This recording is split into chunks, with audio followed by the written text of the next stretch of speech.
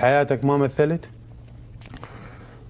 يعني تفرض عليك القوانين الاجتماعية، تفرض عليك أن تمثل، بس أنا هم أدخل في صراع مع هذا الممثل. بعض الأحيان أخسر، بعض الأحيان أربح. الرباط بحياتك؟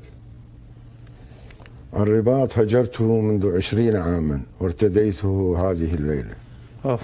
محتفلا بهذا البرنامج. نعم. ايش عندك وياه؟ أحس بالاختناق وبالتمثيل. نعم. هذا جزء من التمثيل يعني؟ نعم. انت شو وقت تبين باجمل حالاتك؟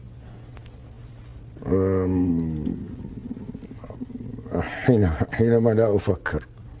وش وقت ما تفكر؟ تصير عندي ومضات معينة. نعم. تنام زين؟ لا. أحلامك شلون يا دكتور؟ بالعمق جميلة جدا. طيب. لأن يذهب التصنع. بس بالاستيقاظ يعني تحاسب نفسك على هذه الأحلام.